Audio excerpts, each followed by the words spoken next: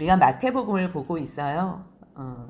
아브라함과 다윗의 자손 예수 그리스도의 계보라 그러면서 시작하는 마태복음. 마태가 기록한 복음이에요. 마태는 처음에 이 성경책을, 이 복음서를 기록할 때에 무엇을 이야기하고 싶었나? 예수가 그리스도라는 거예요.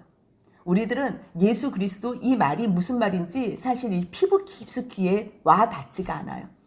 하지만 유대인들은 그리스도에 대한 이 메시아 사상이 그냥 머리끝부터 발끝까지 젖어 있는 거예요. 오직 그 메시아만 기다렸다고 말해도 과언이 아닐 정도로. 그래서 예수님께서 유대인들에게 물어보실 때에 그리스도가 누구의 자손으로 나냐? 이렇게 물어봤을 때 뭐라고 얘기를 해요? 다윗의 자손이라고. 다윗의 자손으로 반드시 오실 것을 믿고 있어요, 유대인들은. 그래서 예수님이 다시 물어보잖아요. 그렇다면 자손인데 왜 그리스도를 향하여 주라고 했냐? 시편 110편을 인용하면서 왜 주라고 했냐? 그렇다면 그 그리스도가 누구냐는 거예요. 하나님의 아들이라는 거예요. 그래서 마태복음 26장에 보면요. 대제사장이 예수님을 향하여 뭐라고 얘기하냐면 너가 하나님의 아들 그리스도냐고 물어요. 그러니까 이 유대인들은 머릿속에 뭐가 있냐면 메시아 그리스도가 하나님의 아들인 거를 알아요. 근데 그 하나님의 아들인 그리스도가 누구의 자손으로 오실 거냐면 다윗의 자손으로 오실 것이라는 걸 너무 잘 알고 있어요. 그분이 오셔서 이 나라를 우리를 구원해 주실 메시아라는 것을. 그래서 마태는 이 복음서를 기록할 때 예수가 그리스도이신, 우리는 뭐 그리스도 이름 배운 게 있잖아요. 그 뜻도 몰라서 뭐야 기름 부음 받은 자야, 그럼 뭐래, 왕, 제사장, 선지자, 이 세 가지를 외우기에 바빠가지고 매일 성경 써놓고 이러지만요, 그 나라 사람들은, 유대인들은 너무 잘 아는 거예요. 예수가 그리스도다 그러면 예수가 왕이라는 거예요. 왕으로서 선지자의 역할도 감당하고 제사장의 역할을 감당하는 모든 통치자적인 개념을 이스라엘 백성들은 갖고 있는 거예요.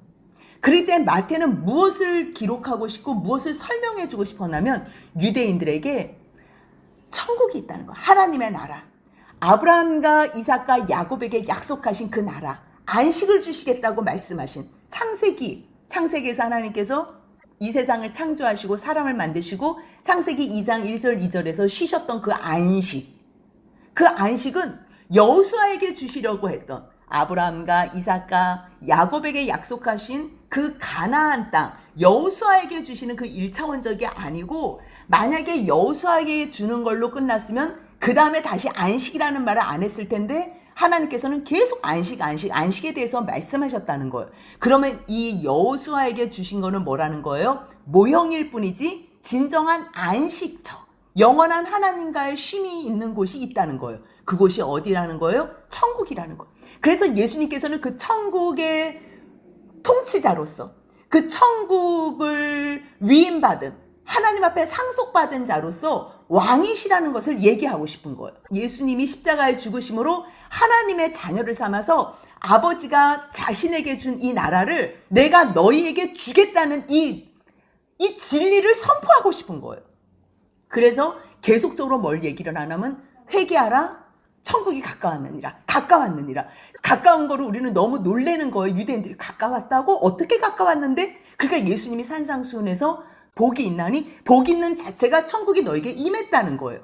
그러면서 오늘 이 말씀이 꼭 이어지지 않는 것 같아요. 왜냐하면 12장 우리가 한 장에서도 그 작은 단락이 몇 개가 나와요.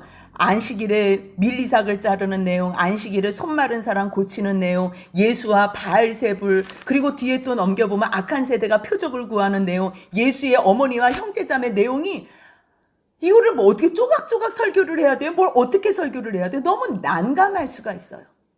그런데 마태가 지금 무엇을 유대인들에게 가르쳐주고 싶어하는 그 맥을 잡아야 돼요. 그 맥을.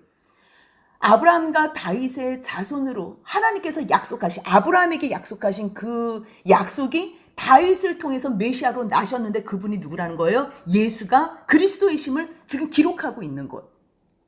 그런데 그 예수님이 진정 우리에게 주고 싶어하는 거는 뭐예요? 제자들을 세우시면서 제자들을 마을로 보내고 또 이 복음이 만방에 퍼지기를 원하면서 진정한 안식을 주고 싶은 거. 제자들이 가서 복음을 전해야 되는, 또 복음을 들어야 되는 사람들은 정말 너무 상태가 안 좋은 사람들이라는 거예요. 피리를 불어도 춤추지 않고 곡을 해도 울지 않는, 아무 움직이지 않는 그러한 사람들을 향해서 말씀을 전해야 되는 거예요. 그럴 때 예수님께서는 많은 이적으로 또 병 고치는 사역으로 하나님의 역사가, 하나님이 통치하는 나라가 어떠한 곳인지 상징적으로 보여주고 있는 것. 그러니까 예수님의 사역이 가르치는 사역과 천국 복음 선포하는 사역과 그리고 병 고치는 사역이라 그랬잖아요. 사람들은 병 고치는 사역에만 관심이 있어요. 근데 이것은요, 천국의 그 상황, 천국을 가르쳐주기 위한, 천국에는 병이 없는 것, 아픔과 고통이 없는 것을 가르쳐주기 위해서 병을 치료해 주는 것 뿐이에요. 그러니까 병이 없으면, 아픔이 없고 병이 없으면 그곳에는 누가 다스리는 곳이라는 거예요? 하나님이 다스리는 곳이라는 거예요. 근데 하나님이 다스리는 곳에 하나님은 지금 어디 계세요? 하나님 나라에 계시는 거예요. 그 다음 예수님은 어디 계세요? 하나님 우편에 계세요. 그치요? 그런데 지금 예수님은 이 마태복음 입장에서는 예수님이 지금 이 땅에서 사역하시는 걸 기록했지만, 사역하시는 장면을 기록했지만 마태가 기록할 때는 지금 예수님은 어디 계시는 상태예요? 하나님 우편에 계시는 상태예요. 그리고서 하나님 우편에서 누구를 보내주셨지요? 성령을 보내주신 거. 그러면 예수님이 수고하고 무거운 짐진 자들아 다 내게로 와서 쉬어라 그러고 나는 안식일의 주인이고 내가 진정한 쉼을 너희에게 주겠다고, 나는 성전보다 크다고 진정한 성전 대신 예수님을 나타냈지만 이러한 말을 알아듣지도 못하고 또 예수님의 이러한 사역들이 예수님이 혼자 독단적으로 하지 않았다는 것을 이 앞에서 가르쳐 주는 거예요. 예수님께서 12장 안식일에 미리삭 자르는 것을 통해서 내가 성전보다 크다 그러고 안식일의 주인이라 말씀하시며 안식일날 손 마른 사람을 고발하기 위해서 세운 그 사람을 고쳐주시잖아요. 그러면서 마태가 18절에 뭐라고 이야기를 하냐면 한번 같이 18절만 읽어보겠습니다. 보라, 내가 택한 종 곧 내 마음에 기뻐하는 바 내가 사랑하는 자로다. 내가 내 영을 그에게 줄 터이니 그가 심판을 이방에 알게 하리라. 이 말씀을 왜 하셨냐면 15절 16절에서요. 예수님께서 많은 사람이 따르는데 따르는 그 사람들의 모든 병을 다 고치셨다 그랬어요. 예수께서 그들의 병을 다 고치셨는데 이 사람들을 보내면서 뭐라 그러면 자기를 나타내지 말라고 경고를 했다는 거예요. 그 경고를 한 이유에 대해서 기록하는데 이 병 고치는 거는 예수님이 고치셨지만 예수님의 능력으로 고친 것이 아니라 누구의 능력으로 고쳤다는 것을 지금 예수님은 설명해 주고 싶은 거예요. 하나님께서 내가 택한 종, 내 마음에 기뻐하는 종, 그 다음에 내가 사랑하는 자에게 주시는 내 영, 하나님의 영을 주신다는 것. 그래서 예수님께서 이렇게 사역하시는 것도 무엇을 받아서 사역했다는 거예요? 하나님의 영을 받아서 사역했기 때문에 너희들이 지금 내가 사역한 것을 얘기하지 말라는 거예요. 오로지 이 땅에 오셔서 예수님의 사역은 어떠한 사역이라 그랬어요? 십자가에 죽으신 사역. 그것이 예수님이 순종한 사역이지 다른 것은 다 기도해서 하나님께서 보내주신 그 성령으로 말미암아 이러한 모든 사역을 했다는 거예요. 그것을 이야기하는데 성령님이 함께 하심으로 말미암아 귀신을 만약에 쫓아냈다면 그 안에 지금 누가 통치하시는 거예요? 성령님이 통치하시는 거예요. 그것이 곧 하나님의 나라다. 그러니까 나는 안식일의 주인이고 안식일의 주인이 궁극적으로는 내가 참 쉼을 주지만 그 쉼은 뭐예요? 하나님과 사람 간에 화목해 하는 그러한 십자가에 죽으신 사건으로 말미암아 진정한 하나님과 사람 가운데서 쉼을 누리게 하는 그 쉼의 주인이라는 거예요. 예수님이 없으면 하나님께서 쉬실 수 있겠어요? 사람이 쉴 수 있겠어요? 어느 누구도 쉴 수 없는 진정한 안식의 주인이 누구라는 거예요? 예수님이라는 거예요. 지금 그걸 말씀해 주는 거예요.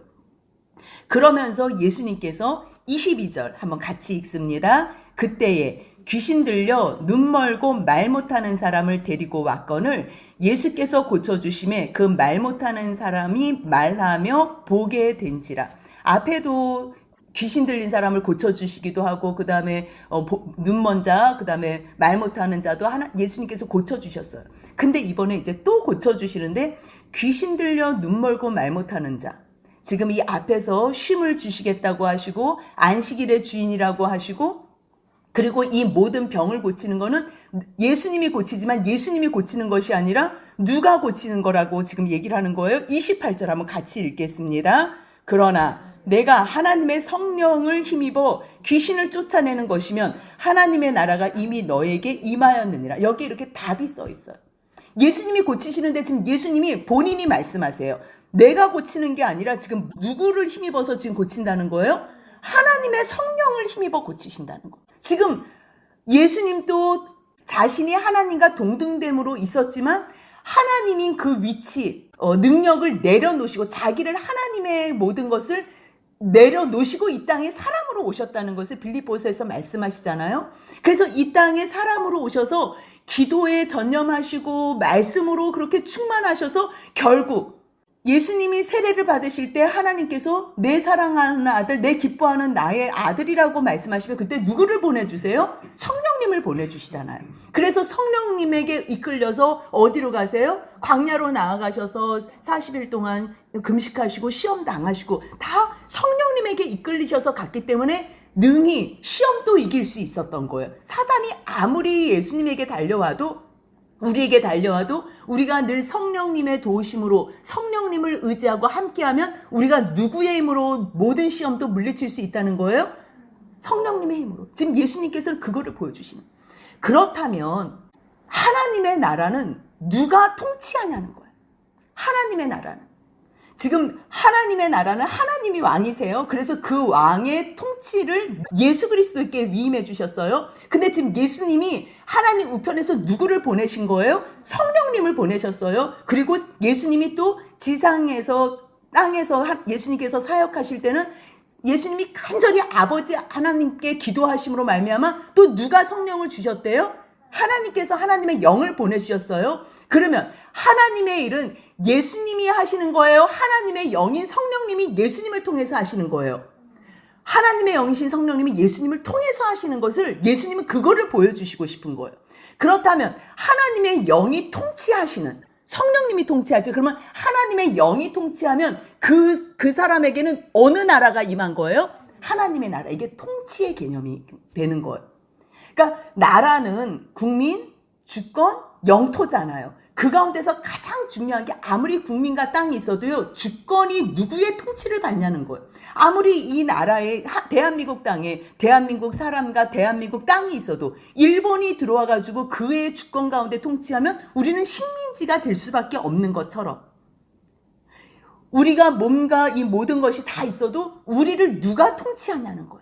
그런데 지금 하나님의 말씀을 잃어버린 사람들은 누구의 통치를 당하고 있어요? 사단의 통치를 당하고 있어요. 그 예로 지금 앞에서 18절에서 하나님께서 내 영을 보내셔서 하나님의 나라가 임한 사람이 어떠한 형태로 나타나는지 22절에서 예를 들어서 바로 설명해 주시는 거예요.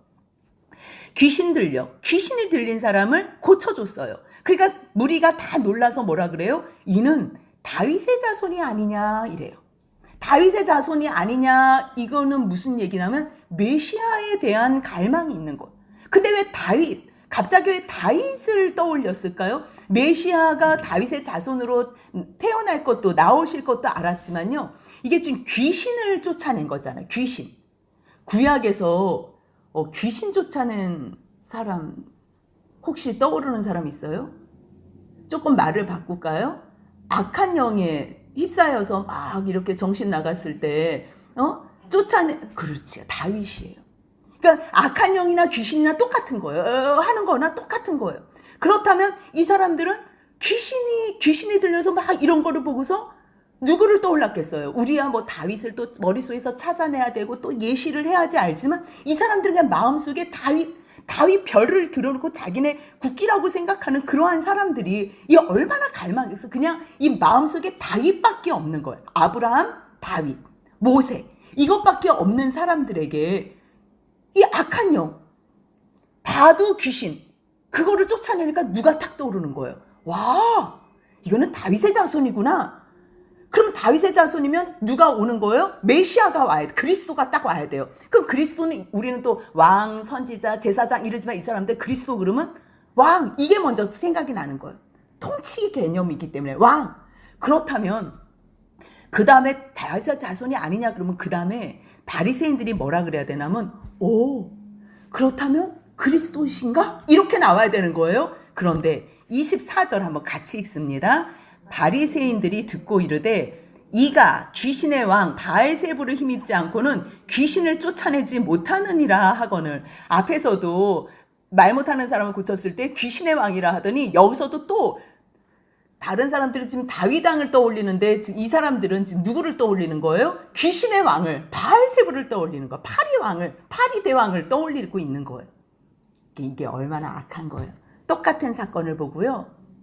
자기가 생각하는 것, 자기가 마음에 품고 있는 게 밖으로 나온다는 거예요.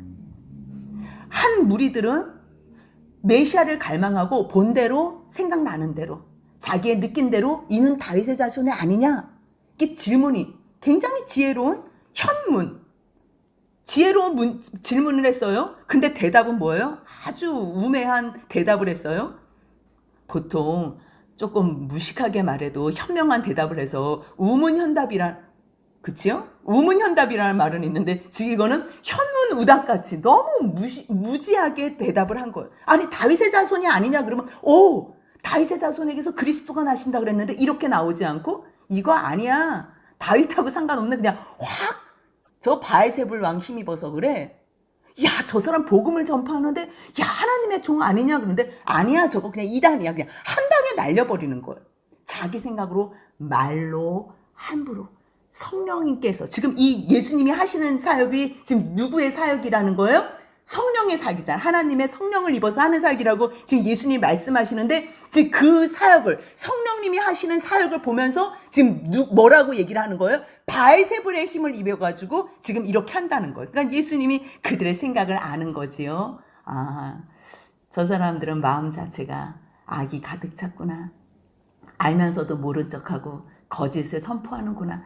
자기들도 자기네 자식들도 아들들도 귀신을 쫓아내는 일을 했잖아요. 우리가 앞에서 7장 22절 보면 내가 주의 이름으로 선지자 노릇하고 귀신도 쫓아내고 뭐도 하고 뭐도 한다 그랬을 때 귀신을 쫓아내는 게 있었거든요. 그러니까 이때도 나름대로 귀신을 쫓아내는. 근데 이 사람들은 예수의 이름으로 쫓아내지는 않았겠지요. 그치요? 뭐 아브라함의 하나님, 이삭의 하나님, 뭐 야곱의 하나님 뭐 이러면서 다윗을 생각하면서 그렇게 귀신을 쫓아냈겠지요. 그렇다면 그 일은 누가 했냐는 거예요. 그게 그럼 너희들은 바알세불의 왕을 힘입어서 한 거니? 누가 한 거야? 그거 하나님의 영이 도와주신 거 아니야? 이제 이렇게 물으시는 거지. 그러면서 뭐라 그래요?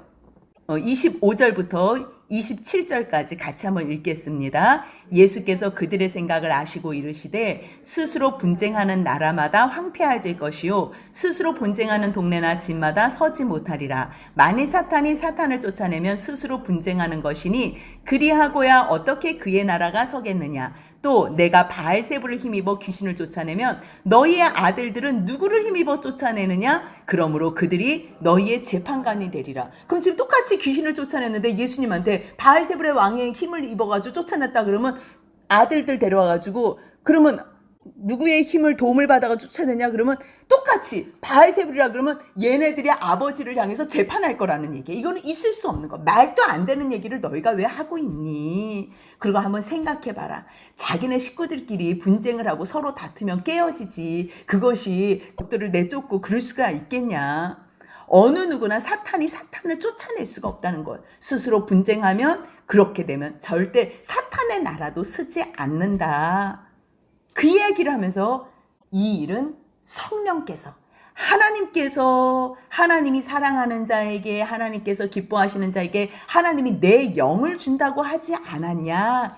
그 말씀을요 우리가 성경에서 한번 찾아보면 좋겠어요. 이사야 42장 1절 말씀입니다. 제가 한번 읽어드릴게요. 42장 1절 말씀. 내가 붙드는 나의 종 내 마음에 기뻐하는 자 곧 내가 택한 사람을 보라. 내가 나의 영을 그에게 주었은즉 그가 이방에 정의를 베풀리라. 하나님께서 말씀하시는 것. 하나님께서 붙드시는 종.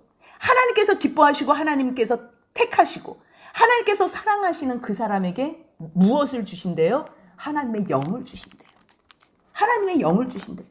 이사야 61장 1절, 이사야 61장 1절 한번 그것도 제가 읽어드리겠습니다. 주 여호와의 영이 내게 내리셨으니 이는 여호와께서 내게 기름을 부으사 가난한 자에게 아름다운 소식을 전하게 하려 하심이라. 나를 보내사 마음이 상한 자를 고치시며 포로된 자에게 자유를, 갇힌 자에게 노임을 선포하며. 누가 줘요? 주 여호와의 영이 내게 내리신 거. 그러니까 하나님께서 주시겠다고 하신 그 영이 진짜 이사야에게 내리는 거예요. 그 영으로 충만할 때에 하나님의 일을 감당할 수 있다는 거예요. 그렇기 때문에 하나님의 성령을 힘입어, 하나님의 성령을 힘입어 귀신을 쫓아내면 이미 벌써 너희 가운데에 하나님의 나라가 임했다는 거예요. 이미 벌써.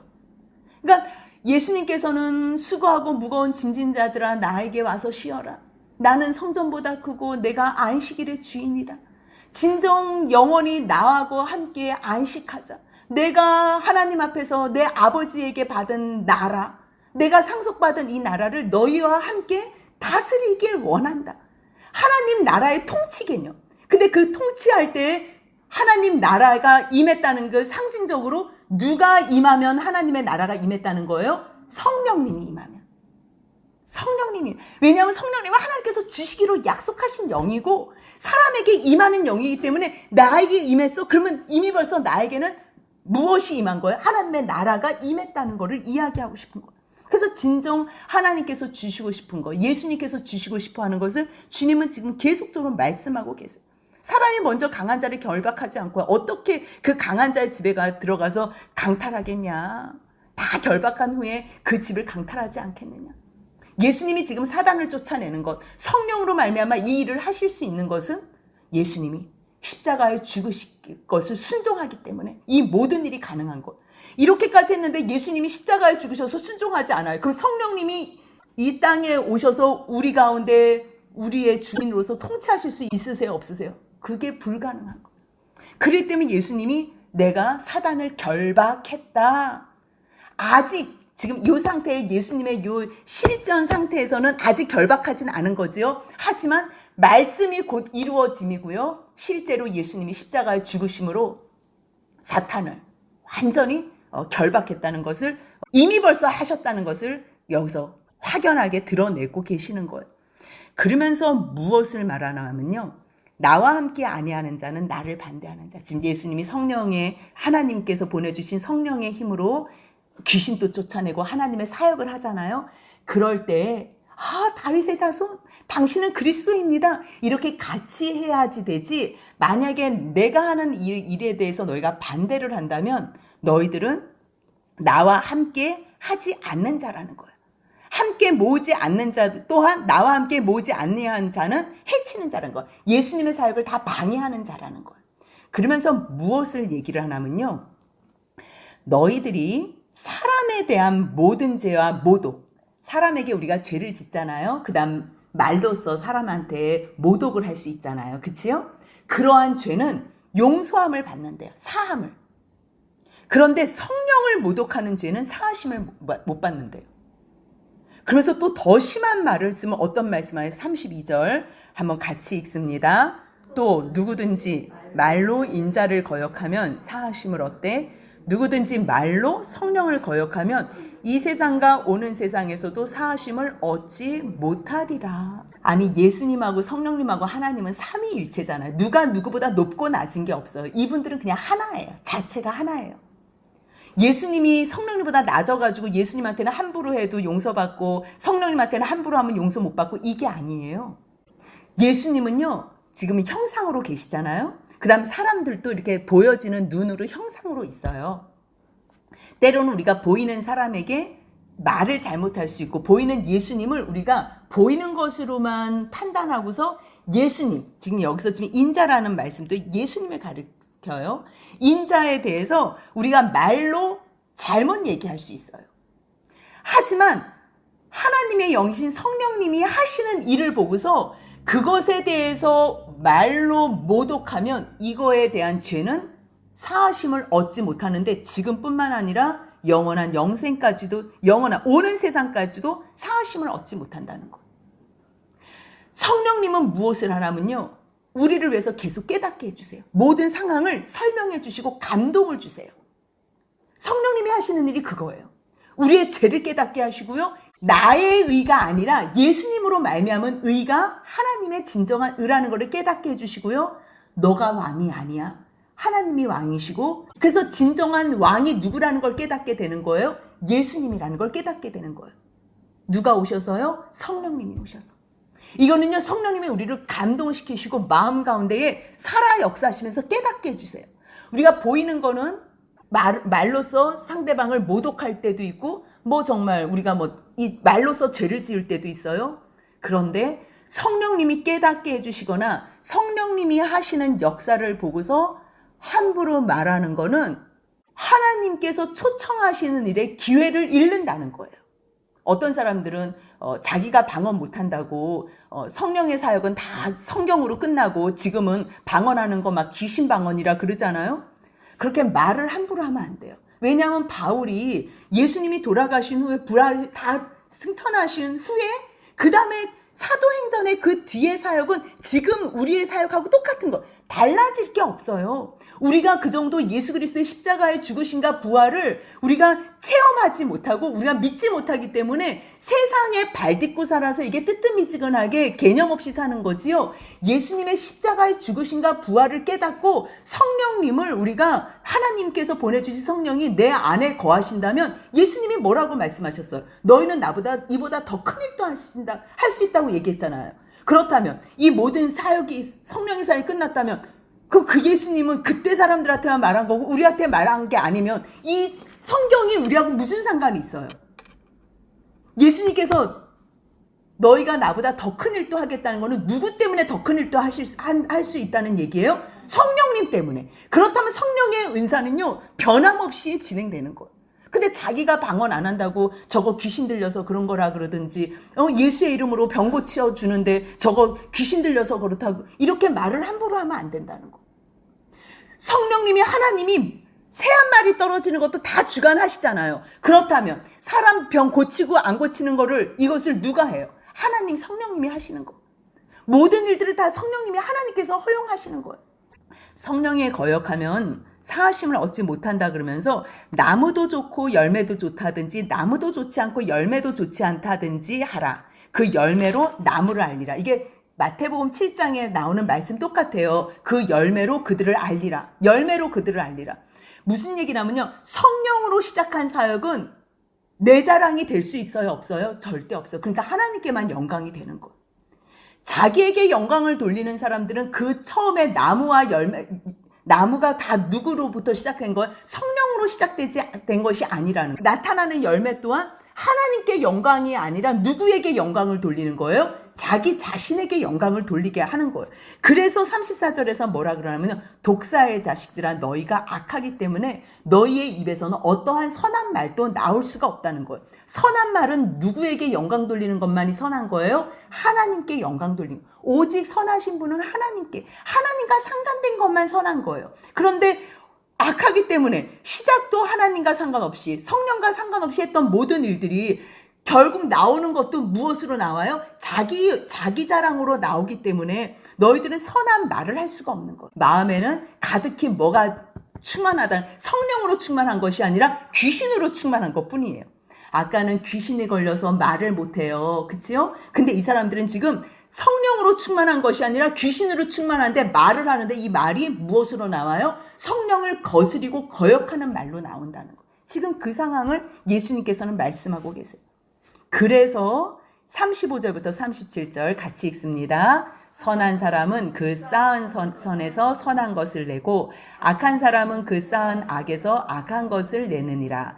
내가 너희에게 이르노니 사람이 무슨 무익한 말을 하든지 심판날에 이에 대하여 신문을 받으리니 내 말로 의롭다함을 받고 내 말로 정죄함을 받으리라. 아멘. 이게 참 무서운 말이에요. 하나님은요 어떻게 해서든지 성령님을 통해서 이 하나님의 나라로 예수 그리스도로 인도함을 받게 하려고 성령님께서 일을 하세요. 성령님께서 예수님이 승천하시고 난 다음에 지금은 성령님의 사역 시대잖아요. 이 성령 사역의 시대에서 성령님을 통해서 하나님께서는 일을 하시려고 하는데요. 어떠한 사건을 보고서 이것을 하나님께서 성령님을 통해서 하신 일이라고 우리가 말로써 증언을 해야 되는데요. 성령님이 하셨는데 성령님이 하셨다는 것을 얘기하지 않고 이것에 대해서 악한 감정을 통해서 말로 성령이 하신 일을 만약에 거역한다면 너희들은 마지막 날에 심판을 받는 것. 왜냐하면 하나님께서는 어떻게 해서든지 우리로 하나님의 나라를 또 하나님의 행하시는 일을 보게 하시려고 하잖아요. 그래서 얼마나 많이 성령님을 통해서 역사를 하시겠어요? 그래서 하나님은 예민하게 잠깐만 제가 저거를 어떻게 반응을 하지? 딱 봤는데 그 일로 말을 심하게 한 거예요. 그 일로. 하나님께서는 내 사랑하는 아들을 내가 이번 기회에 이 성령의 일하심으로 말미암아 구원하려고 좀 땡겨오려고 이 일을 했는데 거기에 대해서 굉장히 부정적으로 얘기해서 결국 내 아들로 삼으려고 했던 그거를 스스로 버린 게 되는 거예요. 그랬을 때 심판대 앞에서 하나님께서 그 사건을 오겠어요? 안 오겠어요? 반드시 그 사건을 불러가지고 왜 그랬냐고. 내가 너를 이 일로 말미암아 그렇게 부르려고 그랬는데 너 왜 이것을 거스렸어?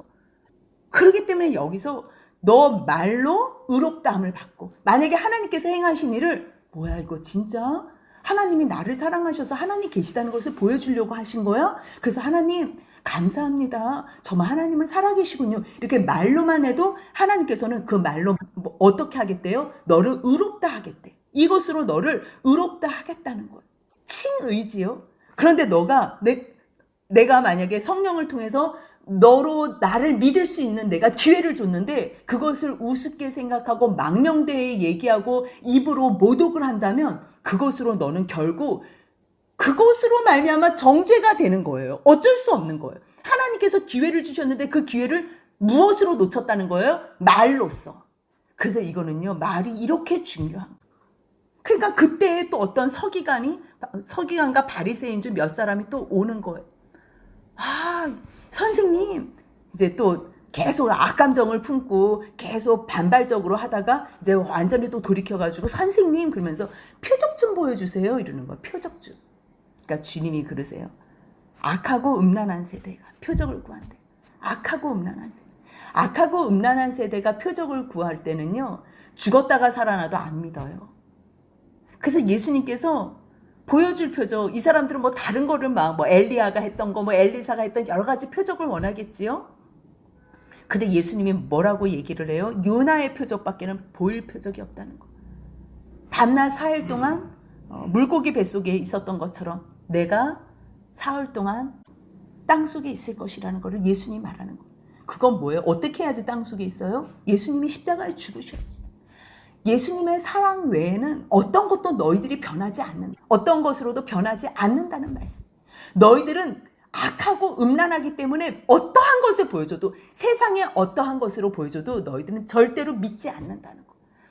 오로지 너희가 믿을 수 있는 방법, 너희의 그러한 악하고 음란한 마음과 이 모든 성향이 바뀔 수 있는 유일한 것은 뭐밖에 없다는 거예요? 예수 그리스도의 십자가에 죽으신 그 사랑. 그것밖에 없다는 거예요. 주님은 지금 그걸 말씀하시는 거예요. 너희들은 내가 이렇게 십자가에 죽기까지 너희를 사랑했는데도 불구하고 너희가 나를 믿지 않는다면 심판 때에 니느웨 사람들이 일어나 이 세대 사람들을 정죄할 거. 왜냐하면 요나의 전도를 듣고서도 니느웨 사람들이 회개를 했고 그 다음에 또 남방여왕, 심판 때에 남방여왕이 일어나가지고 이 사람들을 정죄할 거라는 거예요. 왜냐하면 솔로몬이 말한 것을 듣고도 이 지혜가 대단하다 그랬는데 지금 여기 솔로몬보다 더 큰 이가 여기서 말한다는 거예요. 남방여왕이 그 많은 폐물 모든 것들을 가지고서 솔로몬의 그 말을 듣고서 너무 기뻐서 돌아갔는데 예수 그리스도의 이 지혜 자체이신 예수님 하나님의 아들이신 이분의 말씀을 듣고서 너희가 변하지 않는다면 남방여왕이 저거 심판당하는 거 저 당연해요. 이렇게 말할 거라는 거예요. 그러면서 뭐라고 말씀하시냐면요. 43절부터 45절까지 말씀이요. 이제 귀신을 쫓아내버렸잖아요. 지금 앞에 22절 말씀하고 똑같아요. 귀신 들린 사람은 귀신을 쫓아줬어요. 그러면 귀신이 통치하던 사람이 귀신이 나갔으면 그 다음에는 누가 들어와서 통치를 해야 돼요? 성령님. 성령님이 들어와서 통치를 한다는 거는 말씀이 통치를 하는 거예요. 말씀을 기억하면서 내 마음 가운데 말씀을 담아내고서 살아가는 게 성령님의 통치예요. 통치를 받는 거예요. 그런데 귀신을 예수님이 쫓아 보내주셨는데도 이 마음 가운데에 말씀을 주지 않고 성령님을 내 마음 가운데 모시지 않으면 여기에 나갔던 귀신이 잠깐만 우리 어디 갈까 이러다가 어머 저기 야 우리 나왔던 곳이 완전히 깨끗하게 청소됐네. 그래서 있었던 떠돌아다니는 귀신을 7귀신을 가지고 들어온다는 거예요. 무슨 말이냐면요, 하나님의 사랑으로 성령님으로 말미암아 깨끗하게 우리가 씻김을 받았잖아요. 그래서 성령님이 우리 마음에 들어와 계시면 딱 잡아야 돼요. 그 잡는 방법은 무엇으로 잡는 거예요? 말씀을 순종하는 것으로 잡아야 돼요. 근데 성령님이 들어와도 말씀을 또 듣지 않고 내가 순종도 안 해. 그러면 성령님이 어떻게 돼요? 다시 이게 소멸이 되는 거예요. 그러니까 성령님이 소멸되니까 이 마음 가운데는 비어 있을 거 아니에요? 비어 있으면 절대 사람은요, 중립이라는 건 없어요. 사탄도 들어와 있고 성령도 들어와 있고 이런 거는 없어요. 누가 통치하냐는 거예요. 누가 통치하는, 주인은 하나예요. 결정했을 때는 하나예요. 물론 옆에서 성령님도 말씀하시고 사단도 계속 속삭이고 이러지만 그래도 딱 결정했을 때는 누구의 주권으로 결정해요? 내가 하나님 편에 있으면 성령님으로 말미암아 주권, 내가 결정을 하면 내 마음의 주인이 누구신 거예요? 성령님이신 거예요. 하지만 내가 사탄의 음성에 그 유혹에 내가 결정을 만약에 하면 내 마음의 주인은 누가 지금 통치하는 거예요? 사탄이 통치한다는 거예요. 그렇기 때문에 너희의 이 빈 마음을 비워놓지 말고 성령으로 충만케 해야지. 만약에 그렇지 않으면 7귀신을, 더 많은 귀신을 데려온다는 거예요. 그래서 그 다음에 46절에 연이어지지 않는 이 말씀을 하시는데 뭐냐면요, 예수님이 지금 말씀 사역을 하고 있는데 친하다고 친분이 있다는 이 형제들과 엄마가 와가지고 말씀 사역을 방해하는 거예요. 이 말씀 사역을 방해하고 있는 동안에는 이 아무리 형제고 아무리 어머니라도 예수님 뭐라 그래요? 누가 내 어머니고 누가 내 형제냐. 49절 50절 한번 같이 읽습니다. 손을 내밀어 제자들을 가리켜 이르시되 나의 어머니와 나의 동생들을 보라. 누구든지 하늘에 계신 내 아버지의 뜻대로 하는 자가 내 형제요 자매요 어머니니라 하시더라. 아버지의 뜻을 어떻게 알아요? 하나님의 뜻을 어떻게 알아요? 말씀을 봐야지 알지요. 그래서 지금 이 말씀은 우리가 다 따로따로 연결되는 말씀인 것 같은데 나는 지금 무엇을 주시고 싶은 거예요? 쉼을 주고 싶은 거예요. 안식을. 근데 이 안식은 어디에서만 가능한 거예요? 하나님의 나라가 내게 임했을 때, 하나님의 나라에 가서만이 안식이 있는 거예요. 근데 가서 누리는 안식도 있지만 이 땅에 거할 때도 안식이 있다는 거예요. 누가 통치하면 안식이 된다는 거예요? 성령님. 왜냐하면 가서는 예수님이 왕노릇하시고 예수님이 또 나에게 그 왕권을 또 주셔서 같이 내가 통치하지만 이 땅에 있을 때는 지금 누가 보내신? 하나님이 보내신, 또 누가 보내신? 예수님이 보내신 그 성령님이 통치하시기 때문에 이 땅에 사는 사람들 가운데서는 누가 통치해야 하지만 우리가 하나님 나라가 이미 벌써 임했다는 거예요? 성령님이. 그래서 너희가 영원한 쉼을 내가 주고 싶지만 지금 이 땅에 있을 때는 너희가 성령의 통치 가운데에 있어라. 성령의 통치 가운데 있는 방법이 뭐라는 거예요? 말씀을 아버지의 뜻대로 순종하며 그 말씀을 내 마음에 가지고 순종하는 자들, 그가 결국 내 형제요 자매요 어머니라니까 내 형제 자매 어머니, 하나님의 아들인 예수님의 형제요 자매요 어머니가 되면 우리가 지금 누구 식구라는 거예요? 하나님 나라의 식구니까 이 땅에 살면서도 천국을 누리고 이미 벌써 누린 천국, 예수님이 이제 마지막에 재림하시면 영원히 그 나라에서 하나님 가족이 되는 거예요. 지금 그것이 진정한 쉼이라는 거예요. 그래서 13장부터 다음 주부터 얘기하는 거는 그래서 천국에 대해서 말씀하시고 진정한 쉼을 주고 싶은 이 천국, 영원한 안식에 대해서. 그래서요, 마태는 지금 참 딱딱딱 끊어져가지고 말이 안 되는 것처럼 하고 계시는 것처럼 보이지만 실질적으로는 지금 계속 우리에게 쉼과 안식과 영원한 하나님의 나라를 주시고 싶어 하는 거예요. 그래서 28절에서 유대인들은 하나님이라는 말을 잘 안 써요. 그래서 천국이 가까웠다 그렇게 이제 비유적으로 쓰는데요. 왜냐하면 하나님이라는 이름 쓸 때는 목욕 제기를 하고서 와야 되는데 지금 이 가장 중요한 이 클라이막스, 여기서 지금 성령을 힘입어 귀신을 쫓아냈을 때 지금 누가 통치하실 때예요? 성령, 하나님의 성령이 통치하실 때는 이미 벌써 거기에 뭐가 임했다는 걸 얘기하고 싶은 거예요? 이거를 얘기하고 싶은 거예요. 하나님의 나라가 임했다는 것을. 그래서 그렇게 하나님이라는 그 단어 자체를 안 꺼려서 쓰는, 너무 조심스럽게 쓰는 유대인과 마태지만 여기서는 아주 과감하게 목욕제계를 하고 와서라도 이 글을 쓸 수밖에 없었던, 성령님이 통치하실 때에 진정 하나님의 나라가 임한다고 읽어주고 싶어서 이제 13장부터는 천국장 너무 유명. 마태복음에서는 이 산상순 5장, 6장, 7장이 중요한 것처럼 13장 이것이 너무 중요한 장인데요. 이것으로 말미암아 진정 예수님이 우리에게 주시고 싶어하는 그 천국, 그것을 마태가 소개하는 것을 우리가 또 연장해서 같이 나누기를 소원하며, 이 천국을 예수님으로 말미암아 성령님으로 누리는 저와 여러분들이 되시길 주님의 이름으로 소원합니다. 아멘.